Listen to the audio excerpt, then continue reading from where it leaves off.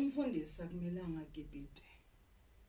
Abokuqala bebangakwenzi, bebaqala ngokungena emshadweni bese kungikhani bavula amabandla. But kule insuku sekwandile ukuthi igirlfriend neboyfriend bavula ibandla bese baqina ngomshado. And uma uyezweni likaNkulunkulu, biblically it does not align. Angeke uqale ngokuvula ibandla bese mawuqeda kungikhani uzongena emshadweni. Kuyashadwa kuqala. Uma siqala enyangeni ephelile ngeke ngakhuluma ukuthi uNkulunkulu ke wafika kimi nevision. Ku that vision statement anginika sona on the wall sasithi, if you don't understand my plan or master my plan about your marriage, then you will never understand or master my plan about the church. So iqebo likaNkulunkulu ngebandla lisemshadweni. So there is no way ungaqala uvule ibandla ube ungakashadi. There is no way a pastor can lead a church single angakashadi but a lead ibandla likaNkulunkulu athi ulidele ebukhoneni. Likuphi iqebo likaJehova ngoba iqebo likaJehova lisemshadweni. So uNkulunkulu whenever akubizele ukuthi uphathe ibandla uzokunika umshado oqala, uzokubusisa ngomshado oqala ngoba yizwi lakhe. uNkulunkulu akaphikisani nezwi lakhe. uNkulunkulu akamelani nezwi lakhe. Kule insuku yandile lento especially ku the new pastors. Baqala bakipite. Angazi noma basuke badata ba courtship, I don't know, but it does not align with the word of God ukuthi baqale ngokuthi bona bakipite. Ngaleso sikhathi baphetha abantu labandleni balandelwa ngabantu abashadile. uNkulunkulu angakali escalate plan waninika lona nina eniphethe ibandla, then nizolihola kanjani ibandla ekungela kaNkulunkulu? Every pastor ofuna ukuphatha ibandla must know ukuthi iqebo likaJehova lebandla lisemshadweni wakhe eqala. Uqala uNkulunkulu alungisisise umshado wakho. uNkulunkulu maseka ulungisisile umshado wakho abona ukuthi manje yisikhathi bese uNkulunkulu lethi iqebo elani manje elebandla. Ibandla lami lizohamba ngalendlela. Ibandla lami lizophathwa ngalendlela. Izinto ekumele zenzeke phakathi ebandleni ziphakathi emshadweni. Manje mawudouble up iprocess utholakala wena ukipita uphethe ibandla mara wena ukakashadi, wena awukakaloboli. Lokho sikubiza ukuthi yini ebandleni likaNkulunkulu. I think sifike esikhathini la we disrespecting the gospel, we disrespecting the word of God. And abantu, they must know who they follow.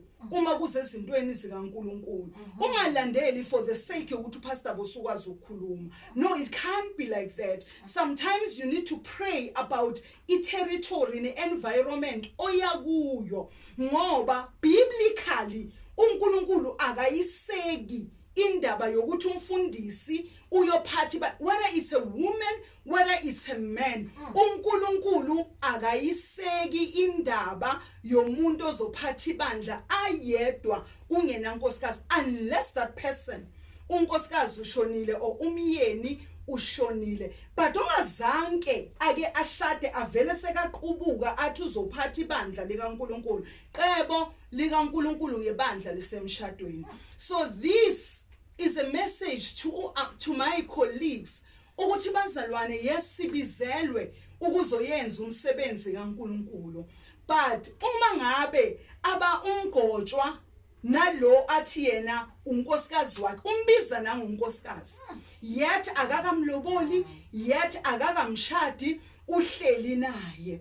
And this is amazing because you keep on going, uyavisita wena indlela ababehave ngayo nabenza ngayo ikhomba ukuthi bashadile. On a later stage so uva ngabazalwane bathi umfundisi yolobola. I understand ukuthi kwenzakaleni ukuthi kuqala ibandla, then lento le if inga align nento kaNkulunkulu, then God is not part of it. uNkulunkulu asikwazi ukumane simgcumeke kuyo yonke into ngoba these days yonke into errong esiyenzayo sithatha igama likaNkulunkulu siliphushele phambili ukuze abantu basabe because we are the servant of God. So kunento misinterpretation. We have to honor and respect the man of God or the woman of God, but we cannot fear them into an extent la usaba nokuthi noma into uyibona ukuthi wrong bese usabe ukuyiveza ukuthi mara mngojwa obaba mase kufika la izwi lithi and ngibona mina kwenzeka ukuthi. Remember, we are living on this earth but with God's principle. Uma ngabe ngithi mina ngiumfundisi and mina ngiphethe ibandla, according to God's word, I have to get married. Ngisho even to the ladies, because nakhona kwandile ukuthi baphatha amabandla but babe bangakashadi akukho aligned with the word of God. And if it is not aligned with the word of God, God is not part of it. Akusho ukuthi anybody ophethe ibandla uNkulunkulu ingcenye yalelo bandla lelo. It has to, the church has to align. uNkulunkulu fanele yazi into yenzayo, but immediately phuma ezwini, then there is a problem. So I'm trying to say kubafundisi ukuthi akusikuhle to mislead the church.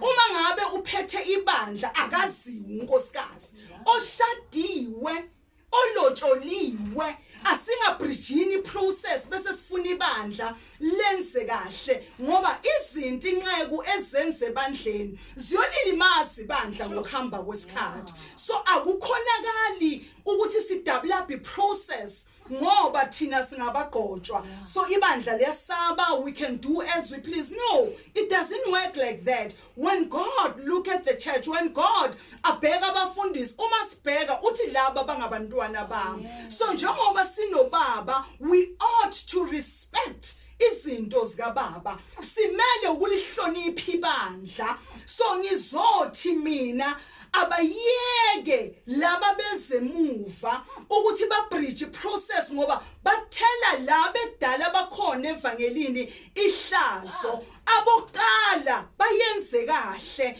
kodwa laba beza manje abasenzi kahle ngoba akukipitwa endlini kaNkulunkulu. Uzomtshela kanjani lo muntu omusha ongenzi kahle uma wena ngokwakho uhlele esitulweni uzibiza ngolo kanje sinini uzibiza ngobabakhe but ubabakho ngekho aligned to the word of God ngoba kwalomuntu ohamba naye kahle intombi neboyfriend baphethe ibandla likaNkulunkulu, yet God does not support them.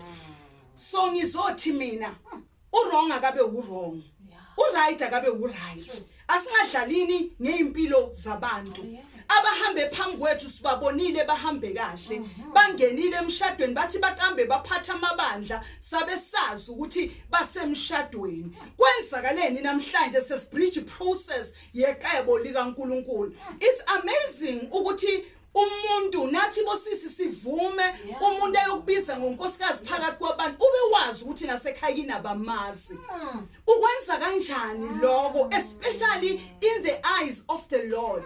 Ake siyekeni ukuthatha igama likaNkulunkulu sisithe ngalo abo wrong esibenzayo. Ivangeli akube yivangeli leqiniso, kungabi ivangeli lokudlala. Namhlanje izinto zibheke phezulu phakathi emabandleni. It's because kunabagqotshwa abahambe bona bavula amabandla bangashadanga bangenzanga next and nalaba suka khona basukanga kahle and konke kwenzeka kuthiwani uNkulunkulu uthe. But did God say that?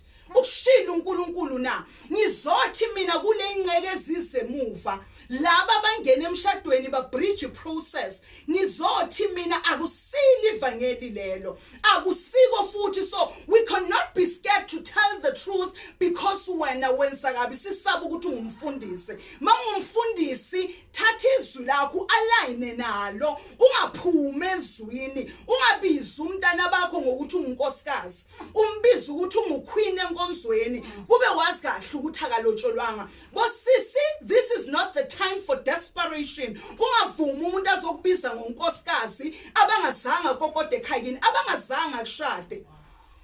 lawa ma-risk esiwathathayo what is the foundation of this church?